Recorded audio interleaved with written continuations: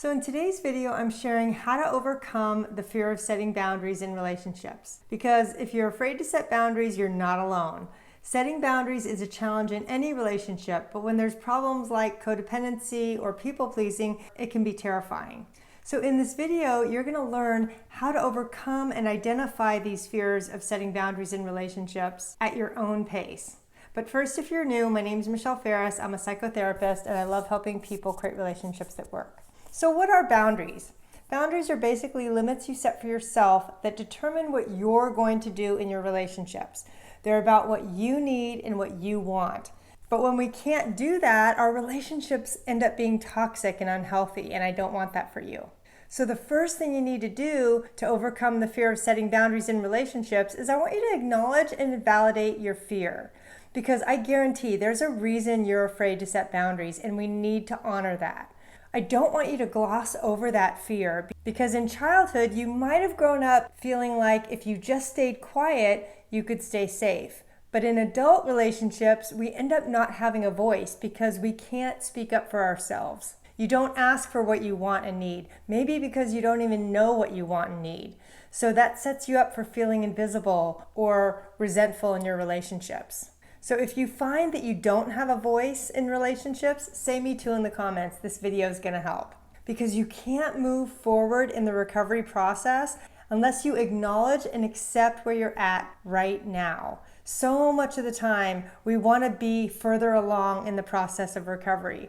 But really, the key here is to practice some self-acceptance with where you are right now.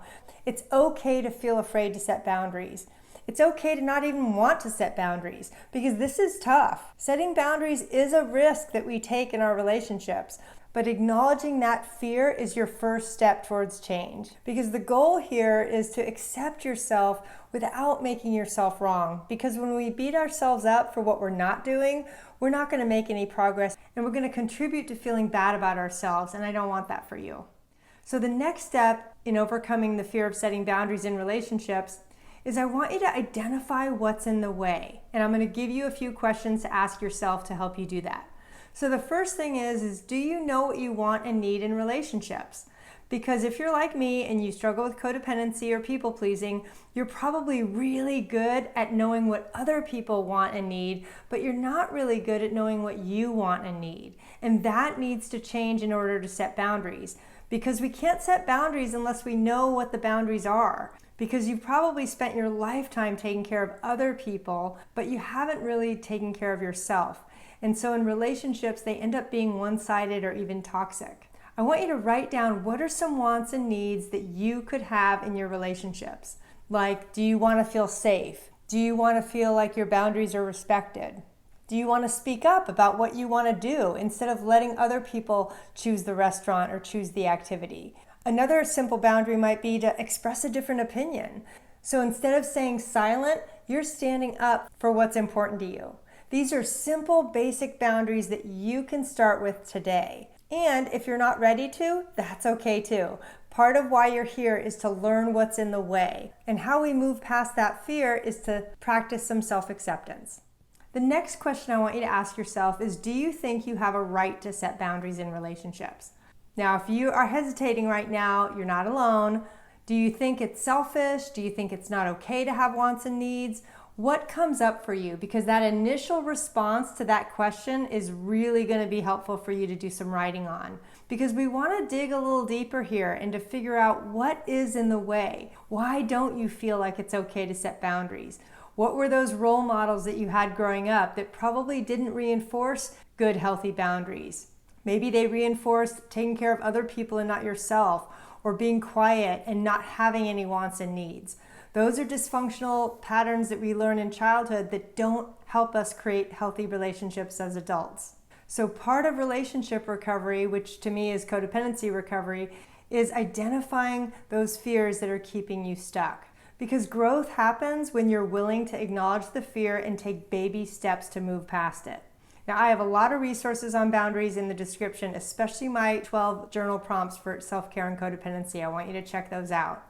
Now, the next question I want you to ask yourself, do you have safe people to practice setting boundaries with?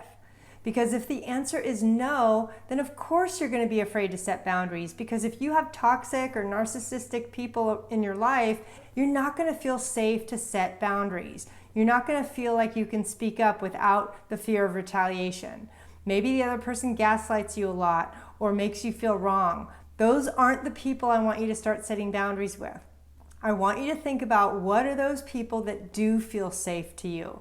Those easy relationships you have, whether it's a family member, a neighbor, a friend, somebody in your life that you trust enough to start practicing this with. Because boundaries can be really simple to start with, like expressing a different opinion or saying no to something that really doesn't matter much. Because part of what setting baby boundaries is going to do for you is it's going to help build that confidence so that you feel like you can do this. Because part of what keeps us in the fear of setting boundaries is that negative self-talk in our head that says, oh my God, I can't set boundaries. The other person's going to be mad at me, or something bad's going to happen, or I'm going to look selfish or self-centered. I've had those beliefs myself and I totally understand, but part of what we need to do is challenge those negative messages that are most likely left over from childhood that we got from our caregivers. Because in your life today, you do deserve to set boundaries and to protect yourself from toxic behavior and to have what you want in relationship. But part of how we go about getting that is to just embrace where you are right now. If you're afraid, that's okay. If you're willing to take a baby step to write down what your boundaries might be, great. If you're just willing to watch this video, great. Those are all steps in the right direction. Because in order for boundaries to work and to feel doable, we have to practice with people we feel comfortable with. Starting with our family, toxic or narcissistic people is absolutely the worst way to start setting boundaries, mostly because the other person is likely going to punish us for it, and I don't want that for you. But what I want you to remember is that boundaries are about what you do for yourself. They're not about getting the other person to change.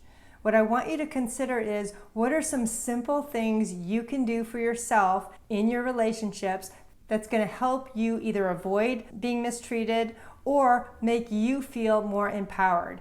Because setting boundaries is a way to empower yourself and to feel like you deserve to get your needs met, because you do. Now, the next step I want you to do is I want you to go watch my video on setting boundaries, a beginner's guide, because that's your next step. Thanks so much.